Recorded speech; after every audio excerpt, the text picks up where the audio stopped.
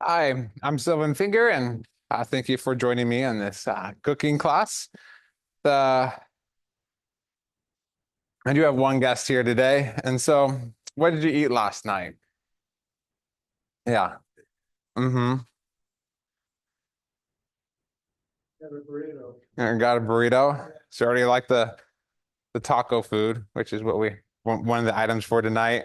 And how does meal planning usually go? Is it usually you prepare for the whole week, or you just kind of go with whatever sounds good for the day? Just you plan a couple days ahead, right? Oh, I see. Yeah, I know when I was by myself, I I enjoy cooking on my main day off, enough for the whole weekend, and then I'm just going out to restaurants in the middle of the week. And so that's what kept me going.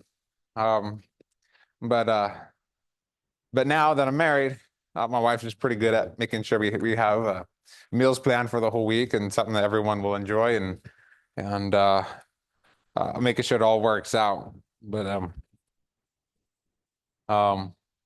I know sometimes with meal planning, you got to pick your meals based off of how much time you have in the day in order um, to eat the food. And so, um, whatever you pick, um, overall, it's good that you have a healthy portion of everything. Um, I don't know if you've heard my plates, but that's kind of the latest presentation that the health department from the government is suggesting that the people eat. And so it's roughly a plate with a roughly a quarter of uh, these four things: fruits, vegetables, protein, grains, and then you got the fifth fourth of dairy in the cup. And so um, so whether you're whatever diet you're on, the vegetarian diet, the carnivore diet, the seafood diet, you just make sure whatever you have for the category of protein that you mix it up a little bit so that your body can get a variety of nutrition that it needs and not just have, say, for fruits, apples all the time. And so with that, uh, I have received a phone call from one person saying that they have no fridge and they have no way to cook anything. And but they still needed help getting food. And so we realized that eliminates a lot of possibilities of what that person can have. But if for some reason you do find yourself in a similar situation, I could see that, especially if there's a power outage or just for whatever reason um, you just don't have access to those things for a while. I've learned that there's actually a handful of things that we probably might already eat that we don't realize that fall into that category. So a tuna sandwich salad, uh, you just a lot of times it's in a can. You just pull out a can of tuna, put it in some bread, and which doesn't again, bread doesn't necessarily need to be refrigerated either. You just put it together, and you got yourself your protein and your grains. As for fruits and vegetables, a lot of times they're just fine on their own. Apples don't need to be refrigerated, or and vegetables. I mean, sure, they'll last longer if they are refrigerated, but many of them you can't eat raw. Another thing, it may not be cost effective, but hard salamis and hard cheeses also keep a while unrefrigerated. Um, I know my landlord, he loves being as frugal as all get out, and so uh, it's not uncommon to find him on occasion with a just a peanut butter sandwich, just some peanut butter and some bread, and you could put jelly on it too, but then the jelly is more likely to expire before any of the other ingredients. And he also likes tomato sandwiches. You just cut up a tomato, put it on a sandwich and some bread, and you got yourself a meal. Not too much protein in that one, but again, if you mix it up, uh, you can get quite a meal. Another thing I've considered is if for some reason refrigeration and uh, no cooking is available, if you do buy food that is cooked already, especially for lunch, you can many times have it for dinner as well, as food can be safely left out for up to 4 hours. you could have your cooked lunch and then the leftovers for dinner. So hopefully those times of desperation don't come. But if they do, there's some ideas. As for our budget food items, some eggs, some oatmeal, rice, beans, apples, carrots, and bananas are always good choices for um, things at a grocery store when you're in a pinch and trying to make your money be spent elsewhere and yet still eat healthy. You know, this bag of chips isn't on here, but bag of chips has its own place as well. Um, Usually, it's more of a side than anything else. So easy to make foods. Overall, any crock pot meal is great. We'll go ahead and do one today, but a crock pot meal is great for a lot of times you're just throwing in a can of something uh, into the crock pot and set it to cook for about 8 hours. And then when you come home from work, 8 hours later, you got yourself a meal ready to eat and just open it up and serve yourself a bowl. Uh, as for what kind of crock pot meals, a lot of times chilies and soups are what go in there. You can cook things like a roast, something more fine. That'll just take a little longer to cook. Um, let's see. What I'll be showing tonight is taco soup. Um, this, to me, it's more like chili with a little extra, with just different ingredients. But the recipe that the notes here is for a 6-quart crock pot. I only have a 4-quart crock pot. So what I ended up doing is having to cut the recipe in half.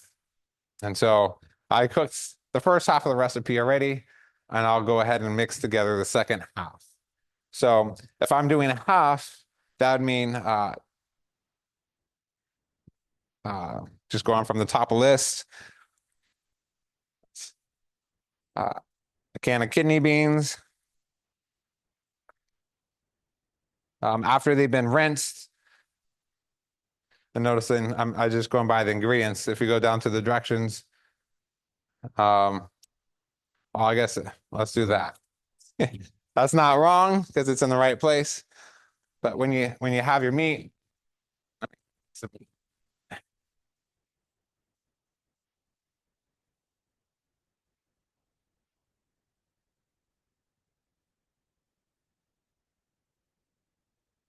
when you have your meat, after it's been thawed out, usually from the grocery store, it's thawed, but a lot of people tend to buy meat in bulk as many times it's cheaper that way. And then you only have to go to the store once. And by putting it in the freezer, you can have it last to a year instead of, say, maybe a day or two in the refrigerator. So go ahead and put it on the pot. Um, this is still frozen. As I said before, already cooked the first bunch.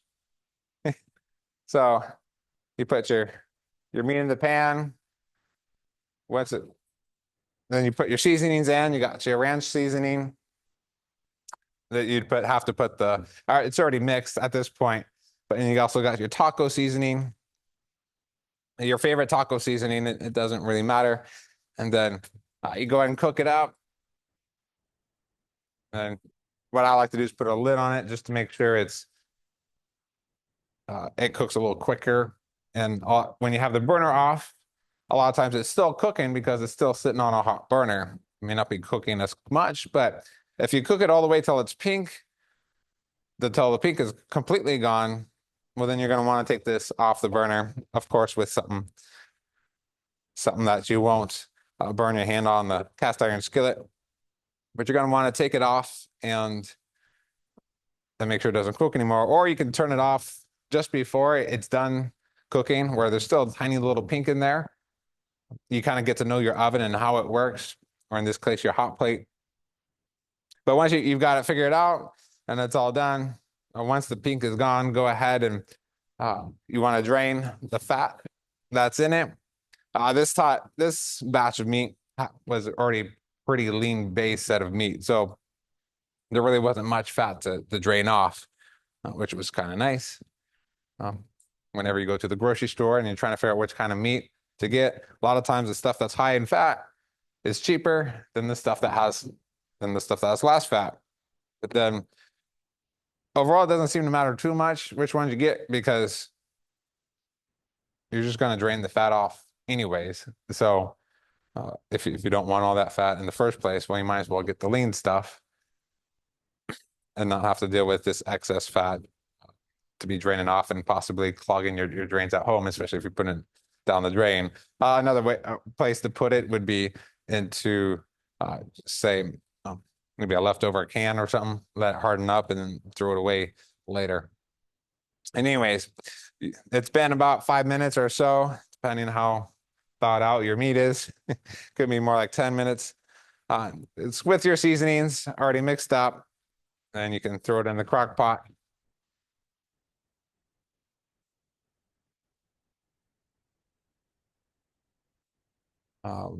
And then we go with whatever the rest of the directions have. Ask whatever the directions ask for. So you got your kidney beans, and your pinto beans. Again, if you have a bowl or wash it out with, just put it under the sink. Of course, I put it back in the can already for presentation. And then as for the large can of tomatoes, again, I did half. Go ahead and keep all its sauce. And one can of tomatoes with chilies, rotel. So this is a half a can. I'd imagine if you kept the full can, it'd just be a little bit more spicier, your taco soup. But everything is already in there. The taco seasoning, ranch dressing, the ranch dressing seasoning. Maybe I should make that more clear. And then the hamburger, which is because it was already mixed in with the hamburger. So go ahead and mix it up, put it in there. Set your crock pot to cook on low for 8 to 10 hours or on high for 4 to 5 hours, and you have yourself taco soup, which will end up being like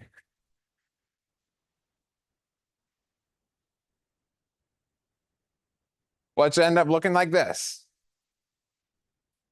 Go ahead and put it in a bowl, add your favorite taco chips. You can grate some cheese, put on it, and you could also add sour cream and lettuce, like the things you normally put on a taco.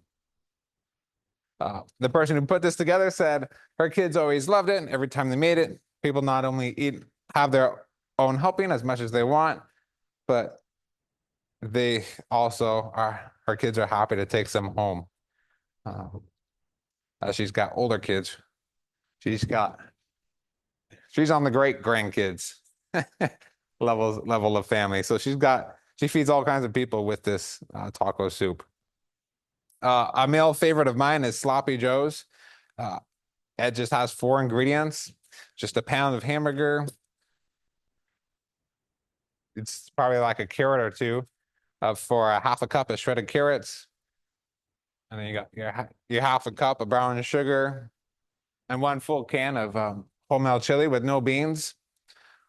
You just pour it all in the same iron skillet.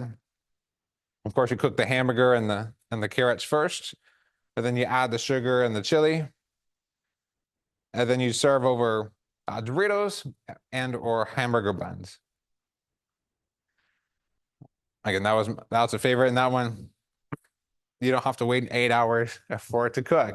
It's just once the hamburger is cooked, then you got yourself a meal. Pretty straightforward. Why add carrots? It helps add some fiber into a person's diet, especially for kids who just will not eat their vegetables.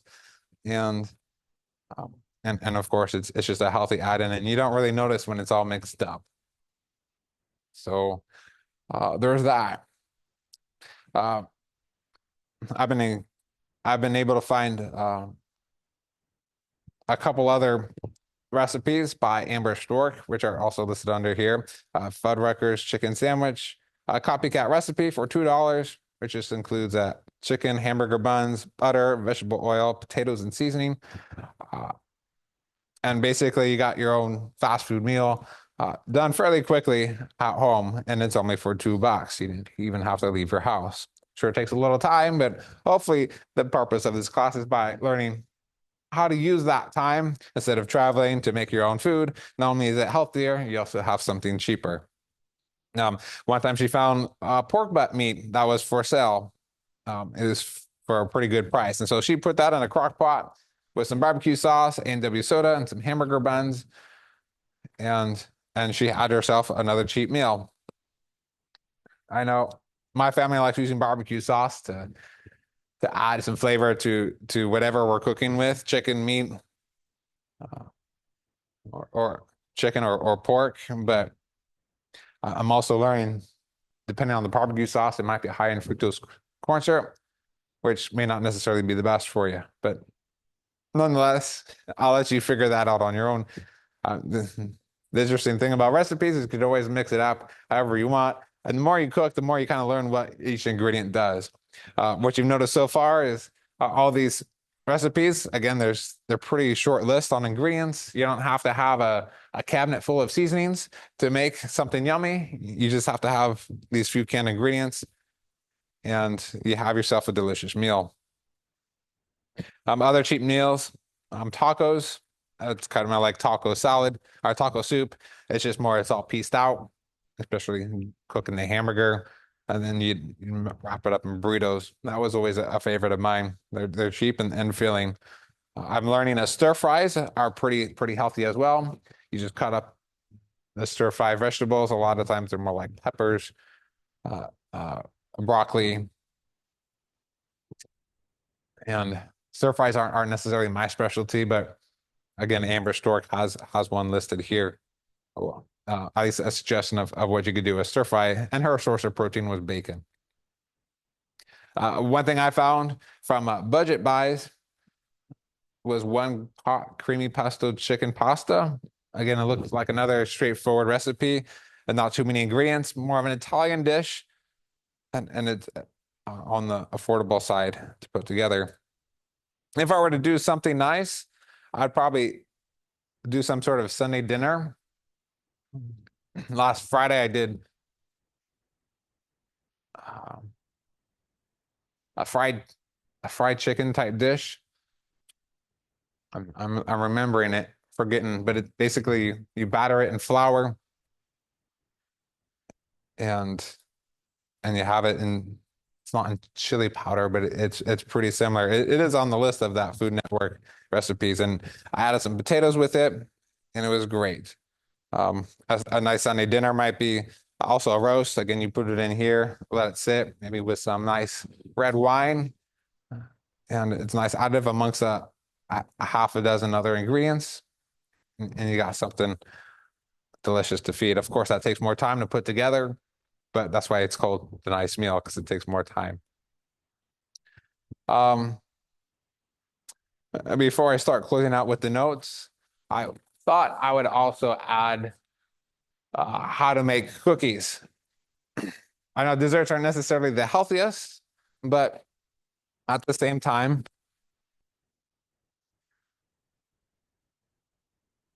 again, if you're trying to have something to add to a nice meal, they work great. I realized I forgot a couple of things, but we'll make this work to get the idea. People have always,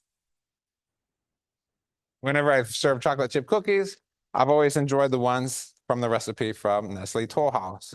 A lot of people try them and they say, this tastes great. Where'd you get it? And you just say, well, read the back of the package of the Nestle Toll House chocolate chips. And so, and it gives you all the directions there. And you could get this all at the grocery store. You could also find it online before you get to the grocery store to see if you already have the ingredients at home. But I usually do it in my own order because I find it's just what works for me. I like the first thing on here. It says preheat oven to 375. I know that halfway through making this is when actually it is the time it takes for the oven to heat up. and for me to get the cookies all scooped out and then put them in the oven. And so the next thing I mentioned is make a small bowl of combining flour, baking soda, and salt. Well, I cheat by just adding that in when when I'm ready to mix it in. So in the large mixing bowl, you notice I got this fancy KitchenAid mixer here. It didn't really move over, did it? You can't see much of anything. There we go. That's a little better. So my parents have always loved the KitchenAid mixers as they just get the job done quick. The little hand mixers take a while for everything to mix out. But if you have this, you get to choose your different speeds. Yeah, you didn't plug it in. Let me do that real quick.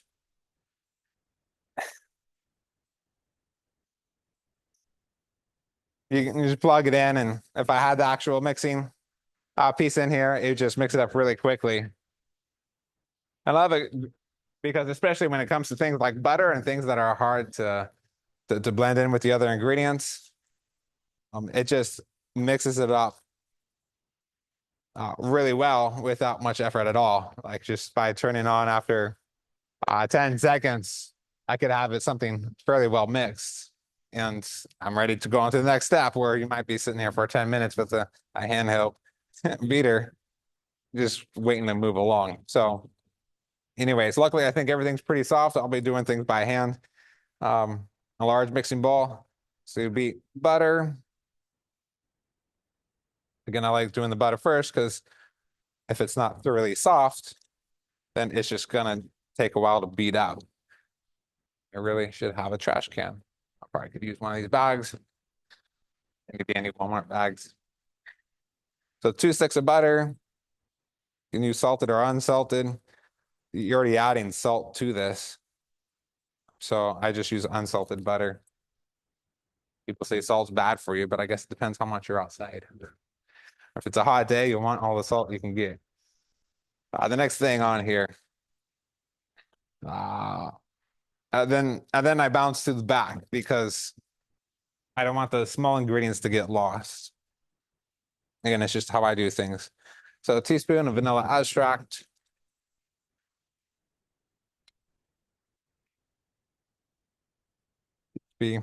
I myself am waiting for the metric system to come out. I guess you could if you really wanted to.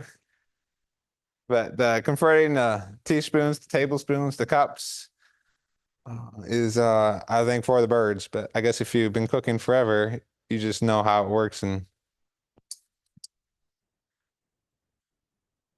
don't worry too much about it. Whenever you're measuring, you want to try to measure up to the top of the spoon to get because the top of the spoon is the full measurement for teaspoons. So the next thing on the list here is if I'm going backwards, sugar.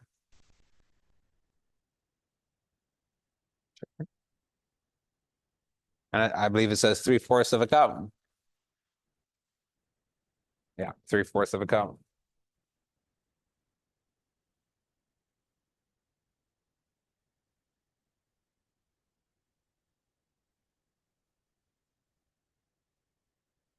And this you just can keep scooping in.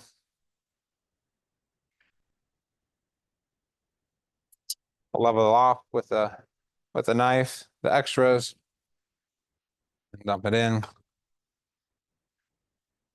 And then brown sugar is the only one you're supposed to pack in, which is right here.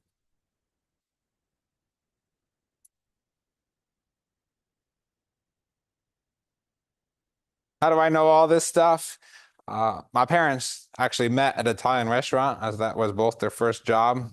So they were doing a lot of cooking. And then my mom worked in a steakhouse for 14 years. So she knows her steaks. And but my mother, if anything, prefers baking. So who doesn't like sweets? So and after her growing up, she's like, I know there's good food out there. I just gotta go find it. So she did her best to make sure there was good food at home. And she's like, I don't need burnt food like I grew up with. So, uh, and I guess it's similar. People tend to do TV dinners or something similar like that. So again, this you just pack in, scrape it off. It's a little shy here. I suppose if it's a little off, it's not the end of the world. But again, if you only fill it halfway, you're only getting half the ingredients that are supposed to be in your recipe, and it'll definitely change its flavor. Um, what else we got here? I think I think that's it.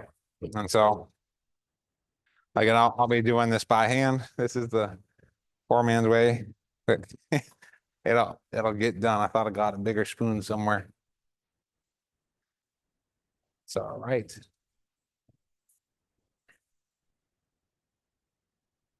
And then it should come out to a light brown texture when it's all said and done. As for touching food, I really wouldn't worry about it too much. Anytime when you're cooking something, you're going to be killing whatever germs you put it in anyways. Obviously, you don't want to be playing with gasoline right before you're mixing food, but as long as your hands are washed, you should be just fine. And again, I'm really wishing I had my mixing unit here, but I'll never get this class done. There's so many parts to putting together a cooking class. I'm glad there's just one. Uh, technically, two, if you count the both churches together. While I'm talking about churches, uh, there's a in First Peter it talks about uh, be hospitable with people who come into your house and don't grumble about it. And uh, I think he has a lot of truth there where, um, you know what, sometimes making the house all nice and tidy is a whole lot of work. I know, especially if everyone's busy, you can spend an hour making dinner. Everyone sits at the table for 5 minutes, they're done, and then you got another hour of dishes and everything to clean up, and it's just a whole lot of work. But you know what? Hopefully, on those days when you do have time to enjoy each other's company, that it's not that putting together a meal is not such a big deal. So I'm just about there and getting this all mixed up by hand. Thankfully, my hands are on the strong side. Don't don't wrestle with carpal tunnel, at least not yet. And so it's not, I'm still seeing chunks of butter in here, but it's pretty much there, good enough for presentation. You got your light brown um, cookie dough batter. And then so the next part is add eggs. So it's 2 large eggs. It says add one at a time. So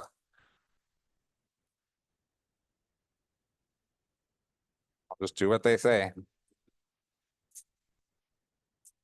Of course, they're meaning you're gonna want the egg mixed up in it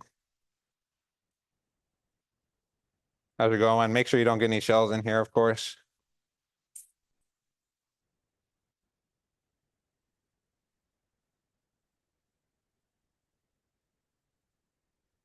One more.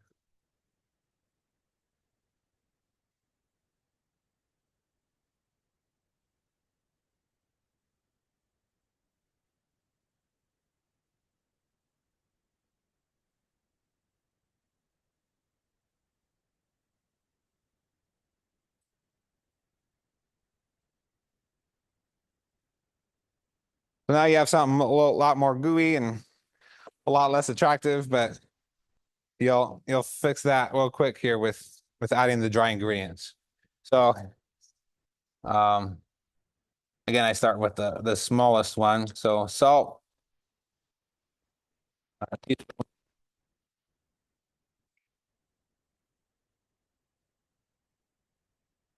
this one you can't really level off and put back in. So I'll just do my best to make sure it's level first time. So it's pretty easy to work with. Um, don't have a napkin. Again, wouldn't worry too much about it.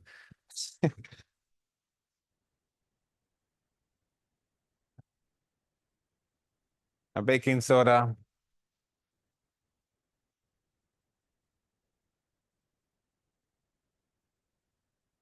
Notice I'm doing it over the bowl, kind of guesstimating how much is going in there. And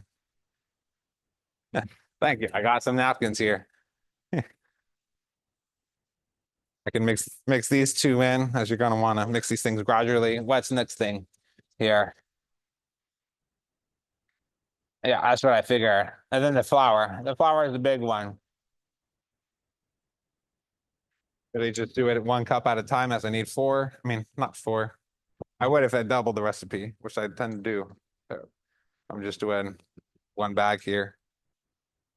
2¼ cups. Always get a kick out of it being a quarter cup more than 2 cups.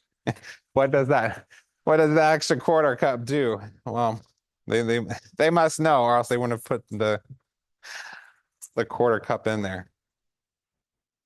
Then this flour is definitely getting this back to the light brown that we saw before we started adding the egg and everything else.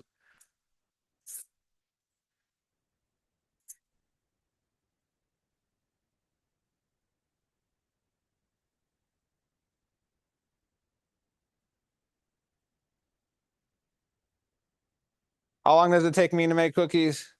I think again, it depends how much you're making, but I think last night it took me an hour, half hour to put the ingredients together, get it all out, and making sure I had everything. And it's usually those measuring cups, figuring out which ones goes to what, and making sure I got the right one, and again, all the tablespoons and teaspoons, sorting all that out. And there's always seems to be the one that you most need is the one that's missing. So you just you just work with it. All right, I'm just about there. Now we got the quarter cup.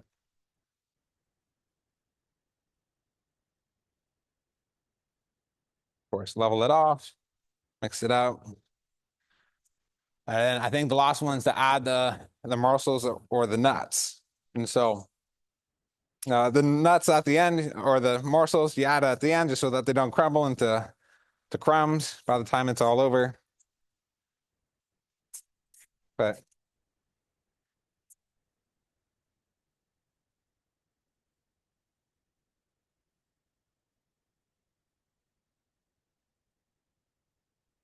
I don't like walnuts in my cookies. I like my cookies smooth, but everyone's different. Some people said you can't have, some say it's the other way around. You can't have chocolate chip cookies without walnuts. I guess that depends if you're talking to a Walmart farmer or not. It looks like the recipe's doubling here with the amount of chocolate chips that get put in here. I've kind of someone else taught me that if you can always double the amount of chocolate chips you put in, it comes out to me just as great. And again, some people have told me that's too chocolatey for a chocolate chip cookie. I don't know. I guess people love chocolate and some people don't. But and then it hardly takes any more mixing after you put the chocolate chips in. It just needs to be blended in. I find I think it says to put it on parchment paper. So I got my pretend cookie sheet here, as that's another thing I forgot. And I forgot a lot the scooper. I guess you could do something about so 2 teaspoons, 3 teaspoons. I wonder if it even says on the package. I just used the scoop we're supposed to use. Does it say? No, it just says drop onto ungreased baking sheets by a rounded tablespoon. Or it's basically what I have here. This is the tablespoon measurement is good. The nice thing about a clicker one is it just takes the cookie dough out for you. Again, I wouldn't worry too much about touching the food. If you're cooking it, any germs are gonna come out. when you're laying it out, you want to make sure that they're not too close together, or else you'll get just one big giant cookie. Um, and you try to want to make them all the same size as how long they're in their oven. Well, if you have them all different sizes, they'll come out at different. Um, some will be more done than others. Usually, I can get about 8 to a plate for my pretend cookie sheet.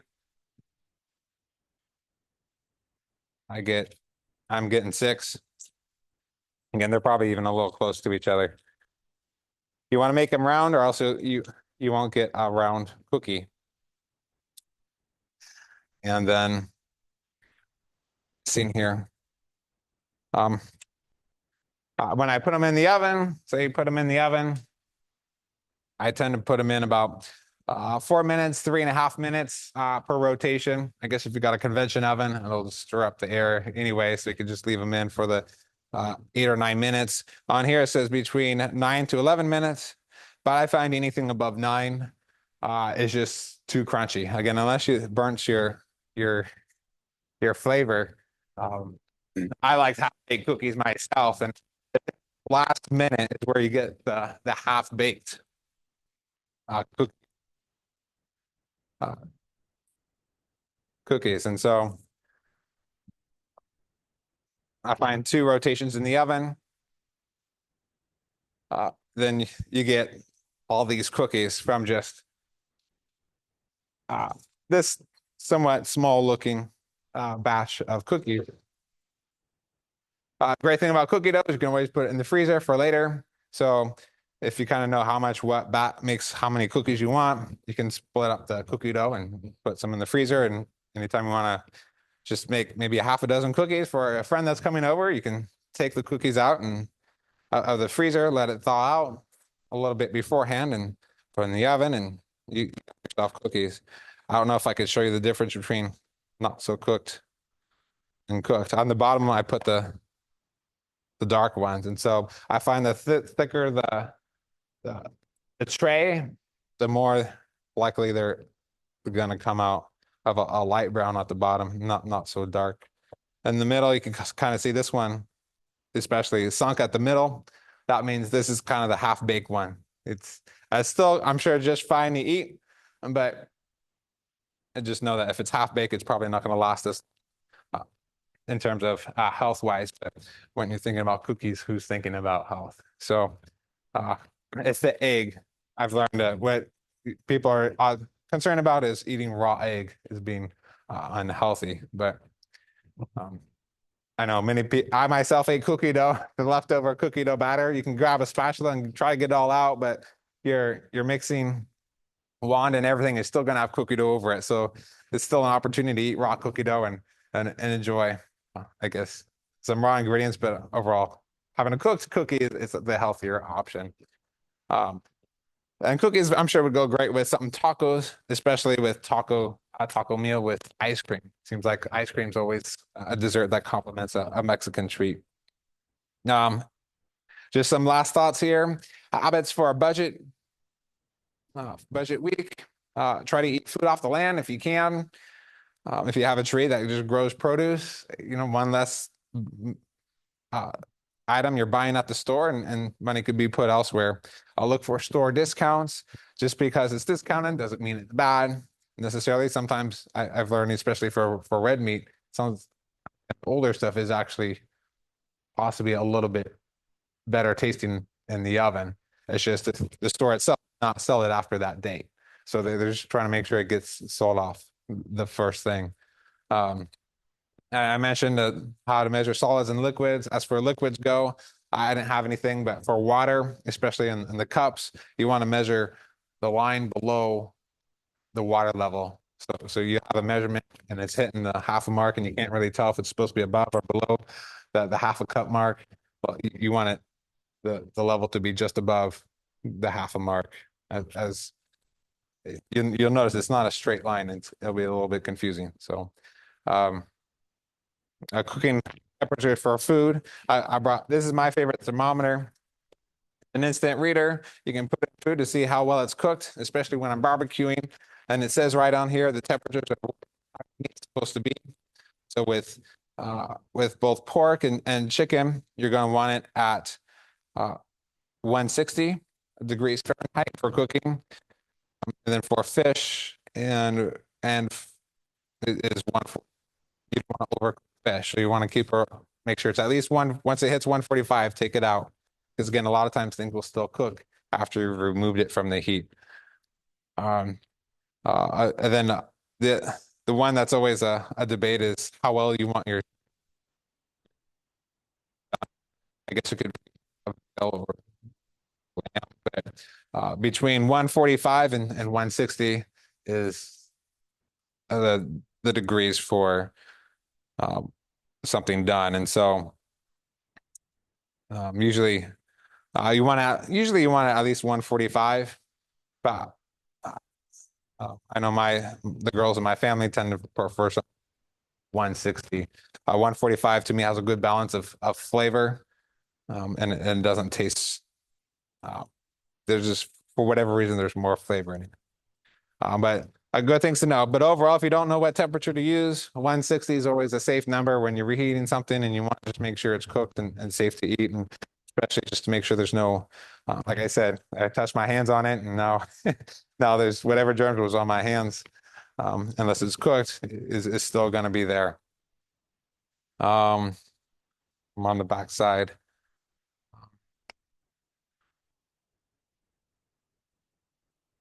Another thing is cleaning out. You know, so there's a whole lot of dishes and a whole lot of things involved. If, like, say this thing was mixing, I wasn't mixing by hand, and I was done with the vanilla extract, I can just put it in the cupboard as I'm done with it. And same thing with all the other ingredients. That way, just by the time everything's done, you don't have, again, an hour to clean up afterwards. Maybe perhaps you just have 10 minutes of cleaning up because you were proactive in making sure anything that we were done with was put away or put in the dishwasher and cleaned while you're waiting for it to cook in the oven or whatever was going on. And if whatever you're cleaning doesn't get cleaned off right away, go ahead and just let it sit in water. I've noticed just letting something sit in water for like 3 to 5 minutes actually helps the dishes or whatever that's stuck on there just come right off. I know if you have, say, the pan that's been sitting around for an hour, then it's going to be hard to get all the dirt off. But the sooner you get it in, the sooner you can get the easier it is to clean. But at the same time, usually you want these things in the water too quick, because if this thing is still considered hot, too hot for your own hands, then it'll actually warp the pans by putting it under cold water. So again, there's a lot of things to juggle here, and the more you cook, the more easier it is to get done. So I always recommend finding the easy recipes to start with, and the longer you cook, the more things you can get done. If you want to know how much you should eat, I heard at the fitness.wiki, it has a list of things of how much you're supposed to eat and what you want to do if you want to get more muscle mass or if you want to lose weight. It gives you all those tips that are healthy and are for everyone. A whole lot of people recommend what's on there. And so you don't need to pay someone to spend all kind of money to tell you what to eat. It's free for anyone to look at. Just look at it. Frozen foods last longer, some vegetables. So that's another money saving tip. Buy in bulk and share is another idea. So you may or may not notice when you buy things in bulk, a lot of times you get a cheaper discount. Depends where you're at, where you're going. Now, U.S. foods tends to hold pretty true. If you buy a whole lot of food there, you get it for quite a good deal price. But unless you're actually cooking it all up at once and sharing it with a whole bunch of people, or you're heading out.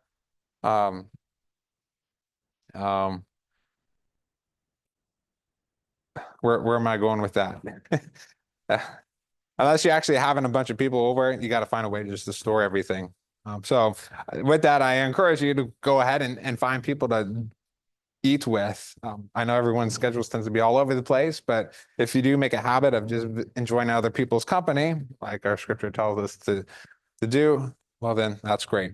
Again, Prepper Princess, this is some of the links below, Budget Bites, and I also learned Dollar Tree dinners on TikTok and YouTube. give some ideas about some easy budget meals. Even though it's called Dollar Tree dinners, I believe you can get the ingredients anywhere. It's not necessarily Dollar Tree meal. And with that, any questions? I hope you learned something new today, and this will make you appreciate and enjoy cooking a little bit more than before you watch this video. Thank you for joining me. Good day.